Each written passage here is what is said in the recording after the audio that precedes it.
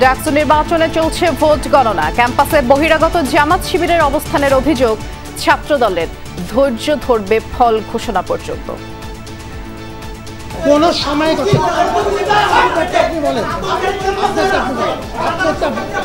আমাকে অভিযোগ করছে যে ভাই যে ব্যালট পত্র আমাদেরকে দেওয়া হয়েছে সেখানে আগে থেকে সাদিককে এবং ফরহাদের নামে ক্রস চিহ্ন দেওয়া রাখা হয়েছে। দিনভর মোটামুটি শান্তিপূর্ণ নির্বাচন। নিজ নিজ কেন্দ্রে ভোট দিয়েছেন প্রার্থীরা। দফায় দফায় ভুল ভ্রান্তির অভিযোগ, পাল্টা অভিযোগ। আমরা নির্বাচন কমিশনকে বারবার বলছি ওনারা যেন পেশাদারিত্বমূলক আচরণ করে। এই ডাকসু নির্বাচনের মাধ্যমে আমরা গণতন্ত্রের একটা স্থায়ী রূপে যেতে চাই। তরুণ প্রজন্মের একটি বড় সংখ্যক ভোটারদের প্রতিনিধিত্ব করে ঢাকা বিশ্ববিদ্যালয়ের শিক্ষার্থীরা, সুতরাং আপনাদের অবশ্যই আজকের যে ভোটাধিকার প্রয়োগ এটি অত্যন্ত গুরুত্বপূর্ণ।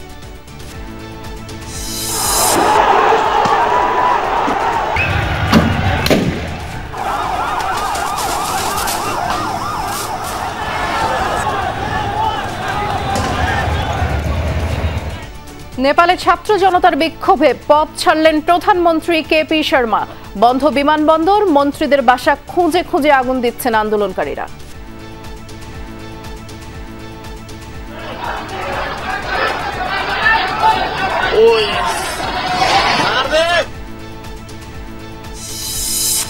পরবর্তী সরকারের মন্ত্রীদের জন্য 60টি গাড়ি কেনার সিদ্ধান্ত বাতিল। সংসদ নির্বাচনে মাঠকর্তাদের জন্য কেনা হবে 300 যানবাহন।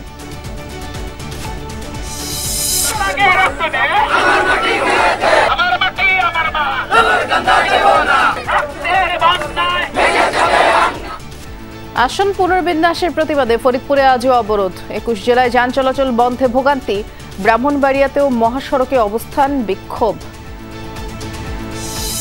উৎসবমুখর পরিবেশে ঢাকা বিশ্ববিদ্যালয়ের ছাত্র সংসদ ও হল সংসদ নির্বাচন। ডাকসুর ভোট গ্রহণ শেষে চলছে ভোট গণনা। সকাল 8টা থেকে টানা বিকেল 4টা পর্যন্ত এই ভোট গ্রহণ চলে এবং সবশেষ খবরাখবর জানতে ঢাকা বিশ্ববিদ্যালয়ের যমুনা টেলিভিশনের স্টুডিওতে যাচ্ছি। সেখানে আমাদের সহকর্মী আখলাকুস সাফা আছেন। সাফা। নুসরাত বৃষ্টি, আপনাকে ধন্যবাদ। দর্শক, ভোট গণনার খবর জানবো। 4টা পর্যন্ত ভোট গ্রহণ হয়েছে, এরপর থেকেই ভোট গণনা শুরু হয়েছে 8টি কেন্দ্রে। আমরা শুরুতেই যেতে চাই সিনেট ভবনে, সেখানে আছেন আমাদের সহকর্মী সুমাইয়া ঐশী।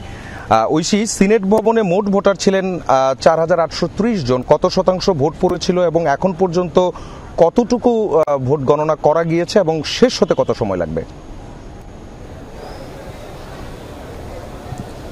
সাফা, এখন পর্যন্ত ঠিক কতটুকু ভোট গণনা হয়েছে তার একদম সঠিক তথ্য এখনো পাওয়া যায়নি। তবে আমরা ভোট শেষ হওয়ার পরপরই, অর্থাৎ 4টার পরপরই জানতে পেরেছিলাম যে 85% ভোট কাউন্ট হয়েছে এখানে। তার মানে আমরা ধরে নিচ্ছি যে বেশ যতজন ভোটার আছেন এই কেন্দ্রে তার অধিকাংশ সংখ্যকই ভোট দিয়েছেন। এবং সকাল থেকে আমরা কিন্তু প্রচুর ভিড়ও দেখেছিলাম এখানে। একদম 7:30 নাগাদই লাইন লেগে গিয়েছিল এখানে। সেই অর্থে বেশ কিছু ভোটারও আমরা দেখেছিলাম। তবে এই কেন্দ্রে কিন্তু অন্যান্য কেন্দ্রে যেমন টুকটাক অভিযোগ পাওয়া যাচ্ছে, এই কেন্দ্রে কিন্তু এখনো পর্যন্ত সেভাবে আমরা সেরকম কোনো অভিযোগ পাইনি। ভোট কারচুপি বলি কিংবা অনিয়ম বলি, লাইন জ্যামিং বা যে ধরনের আশঙ্কা করা হচ্ছিল বিষয়গুলো নিয়ে, সেগুলো কিন্তু খুব বেশি এই কেন্দ্রের ক্ষেত্রে ছিল না। শেষ হতে কত সময় লাগবে আসলে এখনই খুব সুনির্দিষ্ট কোনো সময় বলতে পারছি না। তবে শুরুর দিক থেকে আমরা রিটার্নিং অফিসারদের সঙ্গে যোগাযোগ রেখেছিলাম এবং যিনি রিটার্নিং অফিসার ডক্টর গোলাম রাব্বানি, তিনি আমাদেরকে জানিয়েছিলেন যে 12টার আগেই আসলে ফল ঘোষণা করে দেওয়া সম্ভব হবে। কারণ যেই মেশিনগুলো রয়েছে, যেই মেশিনগুলোর মাধ্যমে ভোট গণনা হবে, সেইগুলোর কার্যক্ষমতা এবং লোকবল সব কিছু বিবেচনা করে ধারণা করা হচ্ছে, বা তিনিও আমাদেরকে জানিয়েছিলেন রাত 12টার আগেই ভোট গণনা ভোট যে ফলাফল সেটি জানিয়ে দেওয়া সম্ভব হবে। আমরা গত ইলেকশন অর্থাৎ 2019-এর ডাকসু নির্বাচনে কিন্তু দেখেছিলাম যে ভোর 3টা বা 4টার দিকে ভোট ফলাফল দেওয়া হয়েছিল। এবারে কিন্তু বলা হচ্ছে সেরকম কোনো পরিস্থিতি তৈরি হবে না, 12টার মধ্যেই বা 12টার আগেই দিয়ে দেওয়া সম্ভব হবে। এখনো পর্যন্ত কোনো সহিংসতা কিংবা কোনো রকম বিশৃঙ্খলার খবর বা বিশৃঙ্খলার ঘটনা এখানে ঘটেনি। আমরা আশা করছি ঘটবেও না। তবে ছাত্রদল যেমনটি অভিযোগ করেছেন কিছুক্ষণ আগেই, আপনি জানেন যে ভিসি যিনি উপাচার্যের কাছে ছাত্রদল অভিযোগ করেছেন, 12টি অভিযোগপত্র তারা জমা দিয়েছেন বলে দাবি, এবং একই সঙ্গে ভিসি উপাচার্যের কাছে তারা অভিযোগ দিয়েছেন যে একটি পক্ষ আসলে সশস্ত্র অবস্থান নিয়েছে বিভিন্ন জায়গায়, সেরকমটি আমরা শুনতে পাচ্ছি। অভিযোগ এটি, সেটির কোনো একদম সুনির্দিষ্ট প্রমাণ বা সুনির্দিষ্ট তথ্য সেভাবে আমাদের কাছে নেই, বা এই কেন্দ্রেও কিন্তু আমরা ওইভাবে কোনো বহিরাগত দের আনাগোনা বা সেরকম কোনো উশৃঙ্খল পরিবেশের আভাস আমরা পাচ্ছি না। এখন পর্যন্ত বেশ সুষ্ঠুভাবেই পরিবেশে চলছে। এলইডি স্ক্রিনে আমরা দেখতে পাচ্ছি ভেতরের অবস্থান, 4টি জায়গায় ক্যামেরা বসানো হয়েছে এলইডি স্ক্রিনে, এবং সেখান থেকে আমরা দেখতে পাচ্ছি ভেতরে কি চলছে। এখনো পর্যন্ত এলইডি স্ক্রিন একদম নিরবিচ্ছিন্নভাবেই চলছে। মাঝখানে ঠিক 1 মিনিট বা 2 মিনিটের জন্য কিছুটা সময়ের জন্য একটু অফ হয়েছিল এলইডি স্ক্রিন। ধারণা করা হচ্ছে যে সম্ভবত যান্ত্রিক ত্রুটি কিংবা যে কেবল আছে সেখানে আসলে কেবল সংযোগ কিছুটা দুর্বল হয়ে পড়তে পারে, কিছু সময়ের জন্য নাড়া লাগতে পারে কেবলে, বা যে কোনো কিছু হতে পারে। তবে আনুষ্ঠানিকভাবে কিন্তু বা সেইভাবে কোনো রকম বিশৃঙ্খলা কিংবা অভিযোগ কিংবা কোনো রকম অনিয়মের তথ্য ধন্যবাদ আপনাকে। দর্শক, আমরা যেতে চাই আল আমিন হক অহনের কাছে। অহন আছেন সিনেট ভবনেই, যেখান থেকে আনুষ্ঠানিকভাবে ফলাফল ঘোষণা করা হবে সেই জায়গায়। অহন, এখনো পর্যন্ত কোনো কেন্দ্রের ফলাফল কি হাতে এসেছে কিনা, অথবা সব মিলিয়ে হল সংসদ এবং কেন্দ্রীয় সংসদের ফলাফল পেতে কত সময় লাগতে পারে? এখন পর্যন্ত কোনো ফলাফল হাতে আসেনি। বিশেষ করে আমি সিনেট ভবনেই প্রধান যে কর্মকর্তা, রিটার্নিং কর্মকর্তা, তার কার্যালয়ের পাশেই তো সিনেট হল, সেই সিনেট হল থেকেই মূলত আনুষ্ঠানিক যে ফলাফল সেটি তো ঘোষণা করা হবে। এখন পর্যন্ত এই 18টি হল সংসদ কিংবা 8টি যে ভোট কেন্দ্র আছে সেখান থেকে কোনো তথ্য এখন পর্যন্ত এখানে এসে পৌঁছায়নি, এবং আপনি জেনে থাকবেন নিজ নিজ যে কেন্দ্রগুলো আছে তারা প্রথমেই তাদের সেই সংখ্যা কিংবা পরিসংখ্যান কে কত ভোট পেল সেটি তুলে ধরবেন, এবং তারপরেই সেগুলো এখানে আসবে, অর্থাৎ সিনেটে আসার পর সেখান থেকেই মূল যে ফলাফল সেটি ঘোষণা করা হবে। তার আগেই কেউ যদি এই ফলাফলগুলো নিয়ে বেসরকারিভাবে কিংবা নিজে থেকেই একটি ফলাফল কিন্তু বোঝাই যাবে যে শেষ পর্যন্ত 1 বছরের ভাগ্য কার জুটলো 1 বছরের জন্য এই পদগুলো, সেটি কিন্তু জানার একটা উপায়ও আছে। সেটিও এখান থেকে বলা হচ্ছে, যে কারণে এই অপেক্ষার আগেও মানুষ জানার একটা সুযোগ থাকবে, সেটি যদিও অসমর্থিত সূত্র কিংবা বেসরকারি সূত্র। তবে একেবারে শেষ পর্যন্ত যদি মূল ঘটনা কিংবা শেষ পর্যন্ত এই ফলাফল কে বিজয়ী হলেন সেটি জানতে হলেই সিনেট ভবনে সেটি 12টা নাগাদ, যেমন আমার আগে সহকর্মীও বলছিলেন 12টা নাগাদ লেগে যেতে পারে, তবে তার আগেও সেটি ঘটনা অর্থাৎ সেই ফলাফল দেওয়া সম্ভব। বিশেষ করে যে মেশিনে ভোটগুলো গণনা করা হচ্ছে প্রতিটি ঘন্টায় 4 থেকে 500 পৃষ্ঠা কিন্তু গণনা করতে পারেন, এবং কিছু মেশিন আছে যেগুলো আরও বেশি গণনা করা সম্ভব। যে কারণে যদি এই কোনো প্রকার বিঘ্নিত না হয়ে যদি এই মেশিনগুলো গণনা সম্পন্ন করা যায় তাহলে আমরা আশা করছি সেটি হয়তো আরও আগেই ফলাফল দেওয়া সম্ভব হবে। এখন পর্যন্ত ছাত্র দলের পক্ষ থেকে সিনেট ভবনে আসা হয়েছে। আপনাকে ধন্যবাদ, বিস্তারিত শুনছিলাম আপনার কাছ থেকে। এবার যেতে চাই আরেক সহকর্মী এম এ আজিজের কাছে।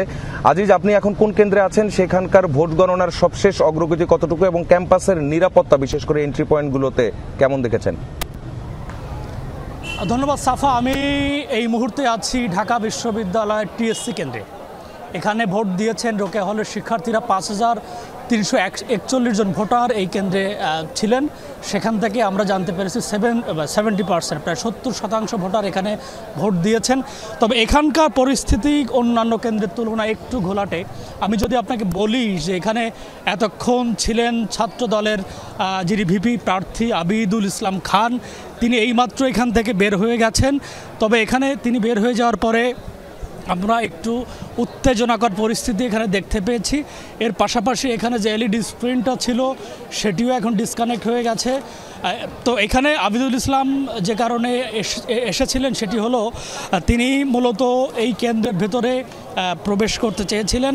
তিনি মূলত দেখতে চেয়েছিলেন যে এখানে ভোট গণনার চিত্র কেমন, বা কোন প্রক্রিয়া ভোট গণনা করা হচ্ছে, বা কত % ভোট গণনা করা হয়েছে, সেই বিষয়গুলো মূলত দেখভাল করার জন্য বা দেখার জন্য প্রার্থী হিসেবে তিনি এখানে ঢুকতে চেয়েছিলেন। তবে ভেতর থেকে বলা হয়েছে যে আজিজ, আপনাকে ধন্যবাদ। দর্শক, ঐক্যবদ্ধ শিক্ষার্থী জোট অর্থাৎ ছাত্র শিবির সমর্থিত প্যানেল ব্রিফ করছে সিনেট ভবনে, সরাসরি চলে যাচ্ছি সেখানে। নাটক মঞ্চায়নে ফেল হওয়ার পরে আবার এই ধরনের আবার পাল্টা সহযোগিতা করে, এটা খুবই দুঃখজনক। প্রশাসনের কাছ থেকে অন্তত 24 পরবর্তী সময় এটা আমরা আশা করি নাই। তারপরে দেখেছেন ইউল্যাবে, আমাদের এই সিনেট ভবনের পাশে ইউল্যাবে সকাল 8টা থেকে 10:30 পর্যন্ত এই লম্বা সময়ে কোনো ধরনের মিডিয়াকে সেখানে ঢুকতে দেওয়া হয় নাই এবং কোনো ধরনের ইন্ডিপেন্ডেন্ট অবজারভারকে সেখানে ঢুকতে দেওয়া হয় নাই। একই সাথে সেখানে 10 জন পোলিং এজেন্টের মধ্যে 6 জনই ছিল ছাত্র দলের এবং ইসলামী ছাত্র আন্দোলন বাংলাদেশের পোলিং এজেন্টকে সেখান থেকে বের করে দেওয়া হয়। এই সামগ্রিক ঘটনা জানানোর পরও সেখানে কোনো অবজারভারকে এবং মিডিয়াকে ঢুকতে দেওয়া হয় নাই। তারপর 10:30টার পরে যখন আমি যাই, সেখানে অভিযোগ দেই, আধা ঘন্টার বেশি দাঁড় করে রাখা হয়, তারপর অবজারভারকে ঢুকে দেওয়া হয়। তাহলে এতক্ষণ সময় আপনারা কি করেছেন? ইউল্যাবে শুধু এইটুকুর মধ্যে সীমাবদ্ধ না, 4টায় বুট কাস্টিং শেষ হওয়ার পরে বুট কাউন্টিং শুরু হওয়ার আগ মুহূর্তে প্রায় 1 ঘন্টার অধিক সময় ধরে কোনো সাংবাদিককে সেখানে ঢুকতে দেওয়া হয় নাই। কথা হচ্ছিল বিশ্ববিদ্যালয় সাংবাদিক সমিতির যারা সাংবাদিক আছেন, যারা অন্তত তাদেরকে ঢুকতে দিবে, তাদেরকেও সেখান থেকে বের করে দেওয়া হয়েছে, কোনো ধরনের অবজারভারকে রাখা হয় নাই। এই ধরনের সামগ্রিক জায়গায় আবার কিছু কিছু কেন্দ্রে আমরা দেখেছি যে যেসব শিক্ষকেরা সাদা দলের নয়, তাদেরকে সাদা দলের শিক্ষকরা বলছেন আপনারা সারাদিন অনেক কষ্ট করছেন, এবারের মতো চলে যান, থাক আমরা আছি। বেশ কয়েকটা জায়গায় তারা তাদেরকে কিভাবে পার করে দিবেন, শুধু নিজেরা থাকবেন, সে ধরনের অপচেষ্টা লিপ্ত হয়েছেন। এগুলো খুব খুব বাজে অ্যাপ্রোচ এবং ঢাকা বিশ্ববিদ্যালয়ের শিক্ষার্থীরা এই রাজনীতি এখন আর খায় না। এখন নতুন যুগ, এখন শেখ হাসিনাকে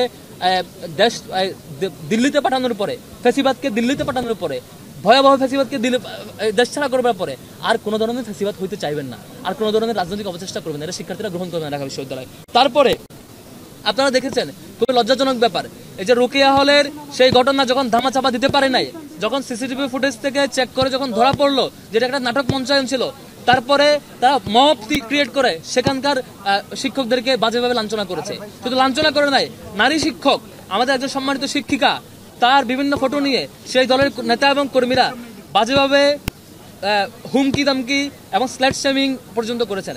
এতদিন তারা ঢাকা বিশ্ববিদ্যালয়ের শিক্ষার্থীদেরকে স্ল্যাট শেমিং এর ভিকটিম বানিয়েছেন, আজকে দেখেছি আমরা ঢাকা বিশ্ববিদ্যালয়ের সম্মানিত শিক্ষিকাদেরকে স্ল্যাট শেমিং এর ভিকটিম বানিয়েছেন। এটা লজ্জা, এটা এর চেয়ে লজ্জাজনক কাজ আর হইতে পারে না। তারপরে আমরা অপেক্ষা করছিলাম বোধহয় অন্তত ছাত্রলীগের রূপ বেশে পুরোপুরি ফিরে আসবে না। তারপর আমরা বিকালে লক্ষ্য করেছি যে ছাত্র দলের নেতৃবৃন্দ, বিশ্ববিদ্যালয় প্রশাসন সহ সবাইকে এই যে কারচুপি, জালিয়াতি কারচুপিতে যখন কুলিয়ে উঠতে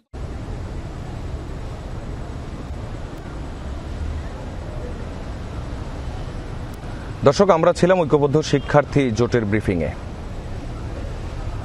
ডাকসুর ভোট গ্রহণের পর শেষ বিকেলে পাল্টাপাল্টি অভিযোগে উত্তপ্ত হয়ে ওঠে ঢাকা বিশ্ববিদ্যালয় ক্যাম্পাস।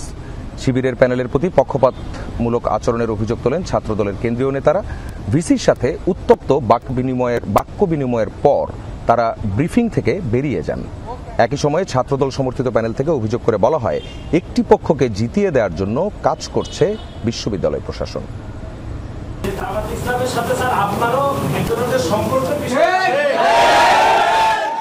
দিন শেষে সন্ধ্যা 6টার দিকে সিনেট ভবনে বিশ্ববিদ্যালয় ভিসির সাথে বাকবিতণ্ডায় জড়ান ছাত্রদলের কেন্দ্রীয় নেতারা।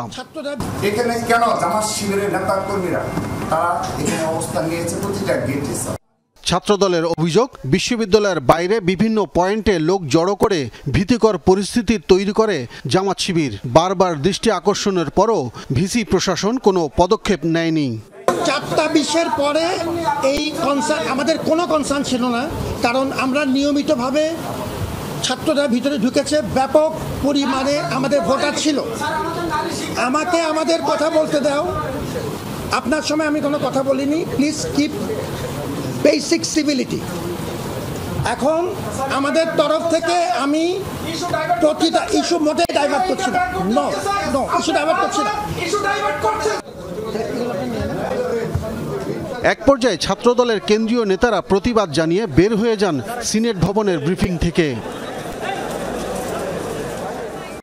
তারা বেরিয়ে যাওয়ার পর ভিসি বলেন, প্রত্যেকটি অভিযোগের তদন্ত হবে। 2-3টি ক্ষুদ্র ঘটনা ছাড়া কোনো মেজর অভিযোগ আসেনি। যে অভিযোগগুলো এসছে প্রত্যেকটার জন্য নির্বাচন কমিশন ব্যবস্থা নিচ্ছেন এবং তারা অলরেডি পদক্ষেপ কি করবেন সেটি ঘোষণা করবেন। ওদিকে একইভাবে নির্বাচন কমিশনের বিরুদ্ধে অভিযোগ করা হয় ছাত্রদল প্যানেলের পক্ষ থেকে। মধুর ক্যান্টিনে তাৎক্ষণিক সংবাদ সম্মেলনে নানা অনিয়মের অভিযোগ করেন ভিপি প্রার্থী আবিদুল ইসলাম খান। আমি দেখেছি জামাতের অনেক নেতা পাশের নামে এই ঢাকা বিশ্ববিদ্যালয় আজকে সারাদিন ঘুরে বেরিয়েছে। তাহলে এই যে ঢাকা বিশ্ববিদ্যালয়ের ভিসি এবং প্রক্টর আমাদের পুলিং এজেন্ট দিতে গিয়ে আপনারা আমাদের সাথে নানান ধরনের প্রতারণা করেছেন। সেখানে নিরাপত্তা পাস নামে ঢাকা বিশ্ববিদ্যালয়ের বাইরে থেকে জামাত শিবিরের নেতা কর্মীদেরকে আপনারা ক্যাম্পাসে ঠাঁই দিয়েছেন। এটা কোনোভাবেই বরদাস্ত করার মতো ম্যাটার নয়। এদিকে উল্টো ছাত্রদলের বিরুদ্ধে নানা অভিযোগ তোলা হয় ছাত্র শিবির প্যানেলের পক্ষ থেকেও। আব্দুল্লাহ তুহিন, যমুনা নিউজ, ঢাকা। দিনভর ভোটে অনিয়মের পাল্টাপাল্টি অভিযোগ করেছেন ছাত্রদল ও শিবির সমর্থিত প্রার্থীরা। ছাত্রদলের অভিযোগ, ব্যালটে শিবির প্রার্থীদের আগে থেকেই ভোট দেওয়া ছিল। অন্যদিকে শিবির প্রার্থীদের অভিযোগ, অনিয়ম করে কেন্দ্রে প্রবেশ ও ভোটের প্রচারণা চালিয়েছে ছাত্রদল। নির্বাচন কমিশন বলছে ছাত্রদলের আচরণবিধি ভঙ্গ করার তথ্য পাওয়া যায়নি। অন্যদিকে বৈষম্য বিরোধী, বাম ও স্বতন্ত্র প্রার্থীদের বড় ধরনের কোনো অভিযোগ ছিল না। সকাল থেকেই বিভিন্ন কেন্দ্রে ভোট দিয়েছেন দল সমর্থিত প্যানেল ও স্বতন্ত্র প্রার্থীরা। পরে বিভিন্ন কেন্দ্র পরিদর্শন করেন তারা। বেলা বাড়লে ভোট নিয়ে অভিযোগ করতে শুরু করেন প্রার্থীরা। এর আগেও যারা ডাকসুতে এভাবে ইলেকশন করেছে স্বতন্ত্র, তাদের আপনারা নুরু ভাইয়ের ইয়া দেখবেন। সো সেই জায়গা থেকে আমার একটা আশঙ্কা আগে থেকেই ছিল এবং সেই আশঙ্কা আসলে কিছুটা সত্যও হয়েছে। ফলে সাইবার অ্যাটাক দিয়ে বিভিন্ন হলে আমার নামে প্রোপাগান্ডা চালিয়ে আমার ভোট কমানোর চেষ্টা করা হয়েছে। কেন্দ্রগুলোতে প্রার্থীদের ঢুকতে না দেওয়ার অভিযোগ করেছেন ভিপি প্রার্থী বিনিয়ামিন মোল্লা। রাস্তা থেকে আর ভিতরে কাউকে ঢুকতে দেওয়া হচ্ছে না। সেক্ষেত্রে আমরা 19 সালেও দেখেছি যে যারা সেন্ট্রাল ক্যান্ডিডেট ওনারা কিন্তু নিয়ম যেটা বুথের কাছে বা সেই রুমে যাওয়া যাবে না, এর বাইরে কিন্তু তারা পর্যবেক্ষণ করতে পারেন। সেক্ষেত্রে এবার যেতে দেওয়া হচ্ছে না। কিছু কিছু ক্ষেত্রে আচরণবিধি লঙ্ঘন হলেও এখন পর্যন্ত নির্বাচনের পরিবেশ স্বাভাবিক রয়েছে, এমনটা জানিয়েছেন স্বতন্ত্র প্রার্থী উমামা ফাতেমা। উপস্থিতি ভালো, সবাই আসছে, ভোট দিচ্ছে। মেয়েদের উপস্থিতি, অনাবাসিক স্টুডেন্টদের উপস্থিতি আমরা আশা করেছিলাম যে হয়তো কিছুটা হয়তো কম হইতে পারে, আশঙ্কা করেছিলাম, তবে তাদের উপস্থিতি খুবই ভালো। দুপুরে বিভিন্ন কেন্দ্র ঘুরে ছাত্র শিবিরের দুই প্রার্থীর ব্যালটে আগেই সিল মারার অভিযোগ তুলেছেন ছাত্রদলের ভিপি প্রার্থী আবিদুল ইসলাম খান। তিনি বলেন, রোকেয়া হলের একটি বুথে ভোটাররা ভোট দিতে গিয়ে দেখেন শিবিরের দুই প্রার্থীর নামে আগেই ভোট দেয়া হয়ে গেছে। আমরা কারচুপির অভিযোগ পেয়েছি। আমি নিজেও মরিকুশ হলের যে কেন্দ্র আছে সেখানে গিয়েছি, প্রমাণ পেয়েছি। ভোট কেন্দ্রের বাইরে যে হচ্ছে যে আপনার প্যানেল যে নাম্বার শিটটা সেটা দেওয়ার জন্য দিতে গিয়ে প্রত্যেকটা জায়গায় পড়তে আমরা বাধাগ্রস্ত হয়েছি। সকালে আমার এগেইনস্টে একটা বিশাল প্রোপাগান্ডা ছড়িয়েছে, যেখানে মেইনস্ট্রিম মিডিয়াগুলো পর্যন্ত বিভ্রান্ত হয়েছে। নিজেদের বিতর্কিত কর্মকাণ্ড ঢাকতে টিএসসিতে ছাত্র শিবিরের একটি ব্যালট পূরণ করে সামাজিক যোগাযোগ মাধ্যমে ছড়িয়ে দেওয়ার অভিযোগ করেছেন ছাত্র শিবিরের প্রার্থীরা। এরা বিভিন্ন ধরনের এখন ষড়যন্ত্র এবং চক্রান্ত করছে। যে অ্যাস্টাবে কাজটা করেছে সেটা 21 হলের এবং হচ্ছে টিএসসিতে, তাদেরকে বের করেন, তাদেরকে অ্যারেস্ট করেন, তাদেরকে থানায় দেন, তাদের আদর্শ বের করেন, তাদের পেছন থেকে কারা, সামনে থেকে কারা সেটা বের করেন। এটা আমাদের অবস্থান পরিষ্কার। অন্যদিকে ছাত্রদলকে বিশেষ সুবিধা দেওয়া হচ্ছে বলে অভিযোগ তুলেছেন বৈষম্য বিরোধী শিক্ষার্থী সংসদের জিএস প্রার্থী আবু বাকের মজুমদার। যে দলীয় শিক্ষক যে ধরনের কাজকর্ম করাতে পারে, যারা পোলিং এজেন্ট আছেন ওনাদের সাথে ব্যক্তিগতভাবে অনেকের সাথে কথা বলেছি, যে ধরনের কিছু যাতে না হয় আমরা একটি নিরপেক্ষ ইলেকশন চাই। অভিযোগের বিষয়ে প্রশাসন বলছে কেন্দ্রের 100 গজের বাইরে প্রার্থীরা তালিকা বিতরণ করতে পারবে। বাইরে আমাদের বলা আছে 100 মিটারের পরে তারা প্রার্থীর যারা লোকজন যারা আছে সমর্থক তারা কিন্তু বাইরে থাকবে। আমরা যে মাইকিং করছি তারা নিচে থাকবে, নিচে, উপরে উঠবে না। লিফলেট বলতে তাদের যে নাম্বারটা তো তারা হয়তো দিবে। দিন শেষে বহুল প্রত্যাশিত ডাকসু নির্বাচন শেষ হয়েছে বড় ধরনের সংঘাত ছাড়াই। তানজিম শাফিন, যমুনা নিউজ, ঢাকা। এর আগে উৎসবমুখর পরিবেশে শেষ হয় ডাকসু নির্বাচনের ভোট গ্রহণ। সকাল থেকেই ভোটারদের উপস্থিতি ছিল চোখে পড়ার মতো। বিকেল 4টা পর্যন্ত 8টি কেন্দ্রে ভোট পড়ে প্রায় 76%।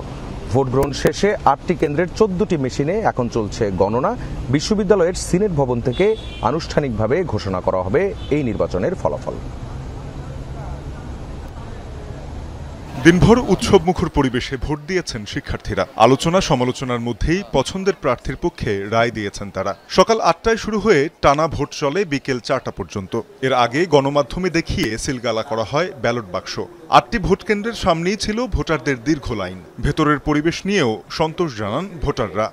ভিতরে খুবই অর্গানাইজড, খুবই সিকিউর, মানে কোনো দেখাদেখি সুযোগ নেই, আপনি আপনার মতো ভোট দিয়ে জমা দিয়ে চলে আসতে পারবেন। কেন্দ্রে আসার আগেই ভোট হয়ে যেত, কিন্তু আজকে যে পরিবেশটা দেখতেছি এটা মাশাআল্লাহ সুন্দর আছে। আমরা তো ফার্স্ট ইয়ার, আমরা প্রথম ভোটটি ডাকসু ভোট পাইতেছি, তো আমরা খুবই এক্সাইটেড। নিজের পছন্দের মতো যোগ্যতা অনুসারে যাদের মনে হয়েছে আমি তাদেরকে ভোট প্রদান করছি। বিচ্ছিন্ন কয়েকটি ঘটনার বাইরে নির্বাচন আয়োজন ও ভোট গ্রহণ প্রক্রিয়া সুষ্ঠুভাবে সম্পন্ন হওয়ায় সন্তোষ জানিয়েছেন ভোটাররা। এবছর ৩৯,৮৭৪ জন ভোটারের ৭৫% বেশি ভোট দিয়েছেন বলে জানান নির্বাচন কর্মকর্তারা, যা সবশেষ নির্বাচনের চেয়ে অন্তত ১৬% বেশি। গণ অভ্যুত্থান পরবর্তী শিক্ষার্থীদের এই ঐক্য দেশের মানুষের জন্য বার্তা হয়ে থাকবে বলে মনে করেন শিক্ষার্থীরা। ডাকসু চলে গেলে যে এনভায়রনমেন্টটা ছিল গত 1 মাস ধরে ক্যাম্পাসে, এনভায়রনমেন্টটাকে মিস করব। এটা হচ্ছে আমার যৌবনের প্রথম ভোট, তো আমি অনেক এক্সাইটেড ছিলাম এটা নিয়ে। আমি নিজে ভোটার হয়েছি আজ থেকে 5 বছর আগে, কিন্তু কোনোদিন ভোট দেওয়া হয়নি, আজকে প্রথম ভোট। ডাকসুর উপরে ডিপেন্ড করতেছে আমাদের পরবর্তী বাংলাদেশের রাজনীতি। নির্বাচন নিয়ে সন্তুষ্ট বিশ্ববিদ্যালয় প্রশাসন ও নির্বাচন পর্যবেক্ষকরাও। কেন্দ্র পরিদর্শন করেছেন চট্টগ্রাম বিশ্ববিদ্যালয়ের পর্যবেক্ষক ও চাকসুর চিফ রিটার্নিং অফিসার অধ্যাপক ডক্টর মনির উদ্দিন। ভোটগ্রহণ সুষ্ঠু হয়েছে উল্লেখ করে জাতীয় নির্বাচনে এর ইতিবাচক প্রভাব পড়বে বলে মনে করেন তিনি। সবার সাথে আমাদের কথা বলে মনে হয়েছে যে এইটা এক্সপেকটেশন থেকে ভালো অবস্থায় আছে। আমার মনে হয় যে চমৎকার করে শিক্ষার্থীরা তাদের প্রতিনিধি নির্বাচনের জন্য যে আকাঙ্ক্ষা ছিল সেটার প্রতিফলন ঘটিয়েছে। ঢাকা বিশ্ববিদ্যালয়ের ভিসি জানান, সফল হয়েছে আয়োজন। অনাকাঙ্ক্ষিত একটি ঘটনায় নেওয়া হয়েছে তাৎক্ষণিক ব্যবস্থা। আমরা বিভিন্ন কেন্দ্র থেকে ভালো সংবাদ পেয়েছি। আপনারা জানেন একটি ছোট ঘটনা যেটা ঘটেছে, দুটো ঘটনা এরকম ক্ষেত্রে এই পুরো আয়োজনে আমরা সঙ্গে সঙ্গে পোলিং অফিসারকে প্রত্যাহার করে নিয়েছি এবং আমরা এখন সেটি সিসিটিভি ক্যামেরা যেহেতু পূর্ণ কাভারেজ আছে সেটার ভিত্তিতে আমরা প্রয়োজনীয় আবার এটাকে তদন্ত করব। কেন্দ্রীয় ছাত্র সংসদ ও হল সংসদে বিজয়ীরাই গড়ে তুলবেন শিক্ষার্থী বান্ধব ক্যাম্পাস, এমনটাই প্রত্যাশা সবার। তানজিম শাফিন, যমুনা নিউজ, ঢাকা। দর্শক, ফিরে যাচ্ছি যমুনা নিউজের স্টুডিওতে, সেখানে আছেন নুসরাত বৃষ্টি। ধন্যবাদ সাফা, ডাকসু সম্পর্কিত সবশেষ আপডেটটুকু জানিয়ে দেবার জন্য। সীমাহীন দুর্নীতি ও স্বজনপ্রীতির বিরুদ্ধে তরুণ প্রজন্মের ক্ষোভের বিস্ফোরণে মাত্র 1.5 দিনেই পতন ঘটল নেপাল সরকারের। ক্ষুব্ধ জনতার ক্ষোভের আগুনে পুড়েছে প্রেসিডেন্ট, সদ্য সাবেক প্রধানমন্ত্রীর বাসভবন, পার্লামেন্ট ভবন থেকে শুরু করে অনেক সরকারি স্থাপনা। জনরোষ থেকে বাঁচতে পারেননি মন্ত্রী, রাজনীতিবিদরা। অর্থমন্ত্রীকে মারধরের ভিডিও এরই মধ্যে ভাইরাল সামাজিক মাধ্যমে। এদিকে সংবিধান মেনে নতুন সরকার গঠন প্রক্রিয়া শুরু করেছেন প্রেসিডেন্ট।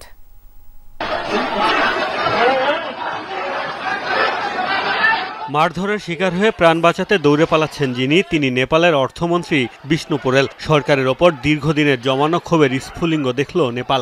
মারধরের শিকার হয়েছেন নেপালি কংগ্রেসের প্রেসিডেন্ট শের বাহাদুরও।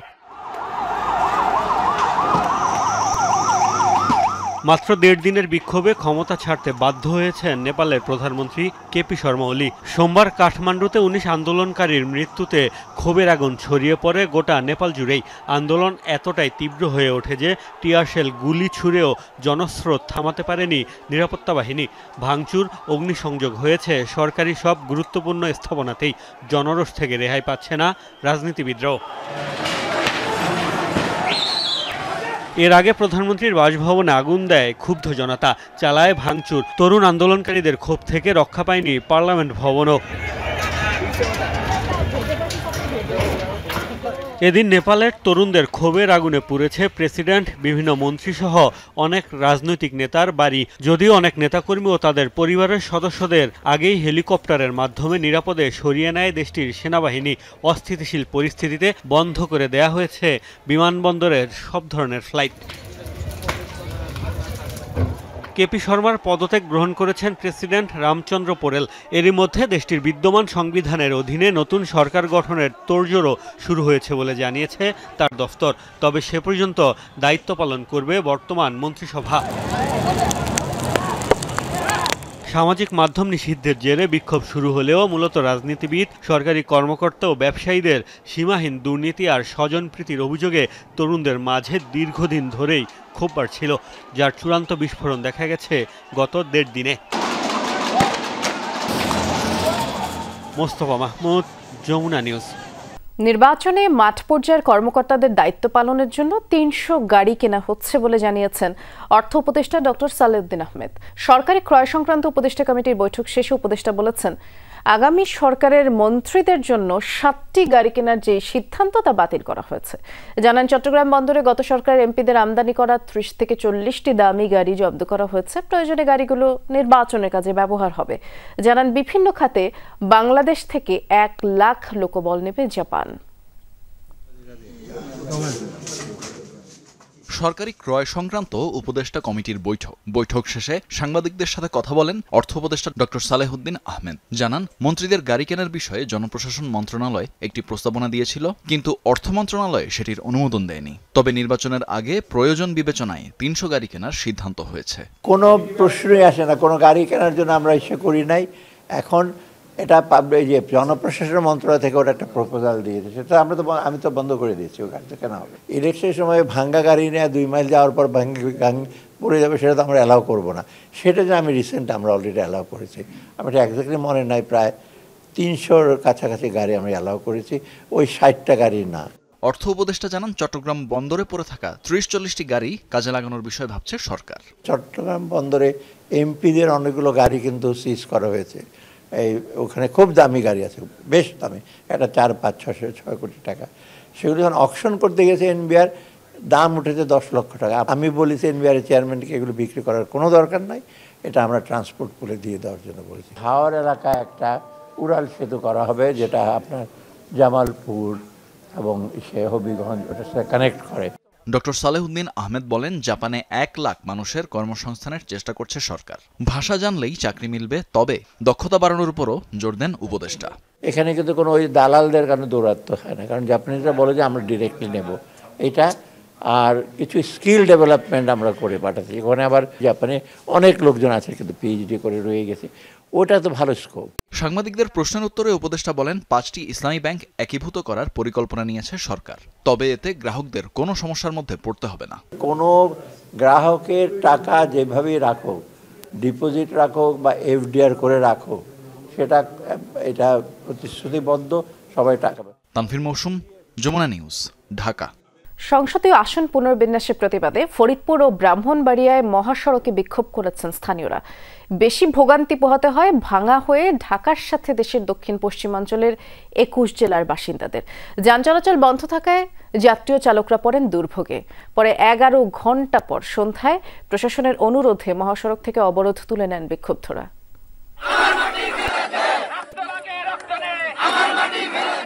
সংসদীয় আসন পুনর্বিন্যাস নিয়ে গেল কয়েকদিন ধরেই ক্ষুব্ধ ফরিদপুর ভাঙার আলগি ও হামিরদি ইউনিয়নের মানুষ। পূর্ব নির্ধারিত কর্মসূচি অনুযায়ী আবারও বিক্ষোভে তারা। ঢাকা বরিশাল মহাসড়কের কোথাও গাছ ফেলে, কোথাও টায়ার জ্বালিয়ে বিক্ষোভ করেন বিক্ষুব্ধরা। জানান, 2টি ইউনিয়নকে বিচ্ছিন্ন করে তাদের মা মাটিকে আলাদা করার ষড়যন্ত্র চলছে। এছাড়া কৈডুবি সদরদি এলাকায় প্রায় 3 ঘণ্টা বেনাপোল ঢাকা রেলপথ অবরোধ করেন তারা। এ সময় পুনরায় ইউনিয়ন দুটি ভাঙ্গা উপজেলার সাথে যুক্ত করার দাবি জানান আন্দোলনকারীরা। আমরা চাই ভাঙ্গা ঐক্যবদ্ধ থাকবে, ভাঙ্গার কোনো অংশ ওই সালতা নয়, আমরা কোনোভাবে বিচ্ছিন্ন হতে চাই না। আমাদের সীমানা আমাদের রাখা হোক, না হলে আমাদের ছেলেরা যে আন্দোলন গড়ে তুলছে আর এরপরে আরো কঠোর আন্দোলনে আরো গড়ে তুলবে। আমাদের এই ইউনিয়নকে আমরা পুনরায় ফেরত আনবো, এই দাবি আমাদের না মানা আগ পর্যন্ত আমরা এই রাজপথ থাকবো। ভাঙ্গা থেকে কেটে নবগ্রাম সালতা নেওয়ার পরিকল্পনা চলতেছে, আমরা এটা কিছুতেই মানবো না। আমরা জন্ম নিয়েছি ভাঙ্গা, আমরা মরবো ভাঙ্গা। মহাসড়ক অবরোধ করায় ভাঙ্গা হয়ে ঢাকার সঙ্গে দেশের দক্ষিণ পশ্চিমাঞ্চলের 21 জেলার যান চলাচল বন্ধ হয়ে যায়। আটকা পড়ে বহু যানবাহন, ভোগান্তিতে পড়েন যাত্রীরা। রেল রাস্তা আটকে দেওয়ার জন্য আমরা চুরুল একটা কাজে যা পারতেছি না, কিন্তু এরকম আরো কতদিন চলবে? এই অবরোধের কারণে তো মনে করেন যে আমাদের ট্রাক ড্রাইভারদের অনেক কষ্ট হয়ে যায়। এদিকে ব্রাহ্মণবাড়িয়ার আশুগঞ্জে আসন সীমানা পুনর্বিন্যাসের প্রতিবাদে ঢাকা সিলেট মহাসড়ক অবরোধ করেন সর্বদলীয় ঐক্য পরিষদের নেতাকর্মী ও স্থানীয় জনতা। আশুগঞ্জ গোল চত্বরে কর্মসূচি শুরু হলে মহাসড়কে প্রায় 1.5 ঘণ্টা যান চলাচল বন্ধ থাকে। দুই পাশে অন্তত 5 কিলোমিটার এলাকায় যানজটের সৃষ্টি হয়। অবরোধকারীরা জানান, নির্বাচন কমিশনের নতুন সীমানা পুনর্বিন্যাসে বিজয়নগর উপজেলার চান্দুরা ও ভুদন্তি ইউনিয়নকে ব্রাহ্মণবাড়িয়া 3 নম্বর সংসদীয় আসন থেকে বাদ দিয়ে 2 নম্বর সংসদীয় আসনে যুক্ত করা হয়েছে। সীমানা পরিবর্তন না করে ইউনিয়নগুলোকে আগের স্থানে ফিরিয়ে দেওয়ার দাবি জানান তারা। দেশের স্বার্থকে উপেক্ষা করে জনগণের স্বার্থকে উপেক্ষা করে কেন দুইটা ইউনিয়নকে সংযুক্ত করা হলো সেটা আমাদের বোধগম্য নয়। নির্বাচন কমিশনকে অনুরোধ করব আমাদের সীমানা যাতে পূর্বের জায়গায় বহাল রাখা হয়। আমরা এই নতুন সংযুক্ত চাই না, আমরা চাই পূর্বের সীমানা নির্ধারণ করে আমাদের নির্বাচন দিতে হবে। সাইফ আহমেদ, যমুনা নিউজ। জাকসু নির্বাচনে চলছে শেষ দিনের প্রচারণা, যা চলবে রাত 12টা পর্যন্ত। এদিন প্রতিপক্ষ প্রার্থীদের বিরুদ্ধে আচরণবিধি লঙ্ঘনের অভিযোগ তুলেছেন কেউ কেউ। আর প্রচারণার শেষ দিনে ছিল ডোপ টেস্টের কার্যক্রম, যা নিয়ে অসন্তোষ প্রকাশ করেছেন প্রার্থীরা। তফসিল অনুযায়ী শেষ দিনের প্রচার, তাই ব্যস্ত প্রার্থীরা দিচ্ছেন নানা প্রতিশ্রুতি। কেউ কেউ প্রতিপক্ষ প্রার্থীর বিরুদ্ধে আচরণবিধি লঙ্ঘনের অভিযোগও তুলছেন। ভোটারদেরকে যে হারে রিচ করতে চাই আমরা, সেই হারে রিচ করার উপায়টা আমাদের কর্তৃপক্ষ আমাদের রাখেন নাই। তো এই জায়গায় একটা চাপ কাজ করতেছে। তবুও ক্যাম্পাসের আমেজ, ভোটারদের মধ্যেও যে উত্তেজনা, আমাদের মধ্যে যে উত্তেজনা, সেটা সত্যিই দেখার মতো এবং আমরা খুবই এক্সাইটেড পরশুদিন ভোট নিয়ে। আমরা দেখতে পেয়েছি যে ব্যাপকভাবেই পুরোটা সময় জুড়ে আচরণবিধি লঙ্ঘন হয়েছে। বিশেষ করে টাকা খরচের বিষয়ে, ভোটারদেরকে উপঢৌকন দেওয়ার বিষয়ে কোনো রকম বিধিমালা এখানে মানা হয়নি। আচরণবিধি প্রণয়নের পর থেকে বেশ কিছু অভিযোগপত্র আমরা জমা দিয়েছি। সেই অভিযোগের প্রেক্ষিতে বিশ্ববিদ্যালয়ের প্রশাসন কিংবা নির্বাচন কমিশনার এখন পর্যন্ত ন্যূনতম ব্যবস্থা নেয়নি।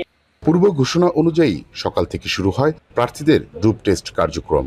ক্যাম্পাসের চিকিৎসা কেন্দ্র সহ কয়েকটি পয়েন্টে চলে নমুনা সংগ্রহ। তবে ডোপ টেস্টের সময়সীমা নিয়ে ক্ষোভ জানান কিছু প্রার্থী। শেষ সময়ে এসে যে ডোপ টেস্টটা করা হচ্ছে, সেটা আসলেই আমাদের কাছে এটা হ্যাসেল মনে হচ্ছে।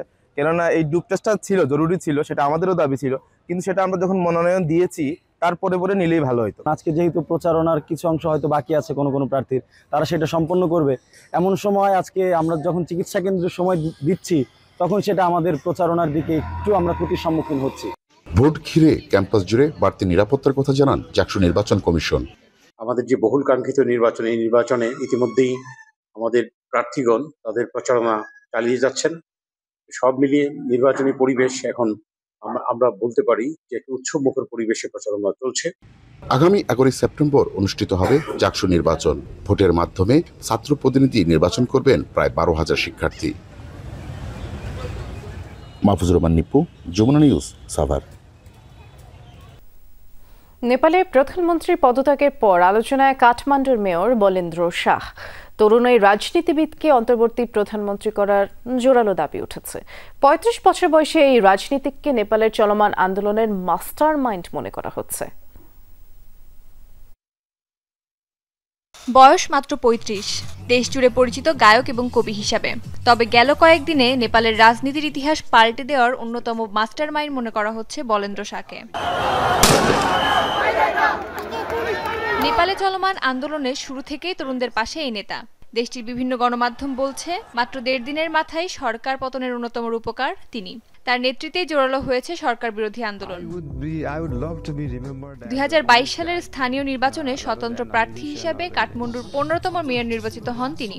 রাজনীতিতে আসার আগে তিনি নেপালের হিপ হপ ঘরানার সঙ্গীত শিল্পী হিসাবে জনপ্রিয়তা পান। প্রকৌশলে পড়াশোনা শেষে স্থানীয় সরকারে যোগ দেন এবং দুর্নীতি এবং অব্যবস্থাপনার বিরুদ্ধে কঠোর অবস্থান নেন।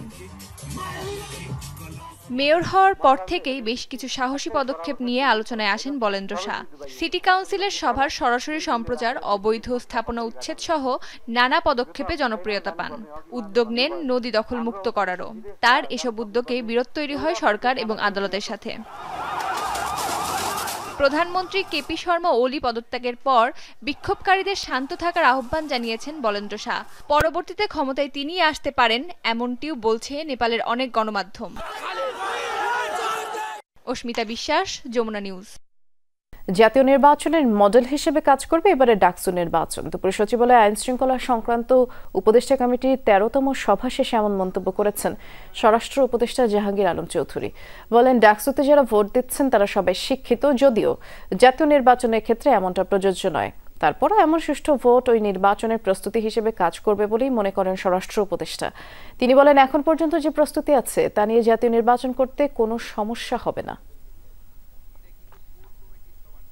যারা এখানে ভোট দিচ্ছে তারা কিন্তু একেবারে শিক্ষিত সমাজ, সবাই একে 100% শিক্ষিত সমাজ, তারা ভোট দিতেছে। আর জাতীয় নির্বাচন যেটা হবে এটা কিন্তু একেবারে মিক্সড। এটার সাথে ওইটা একেবারে মিলে ফেলানো যাবে না, বাট এটা তো একটা মডেল হিসাবে কাজ করবে।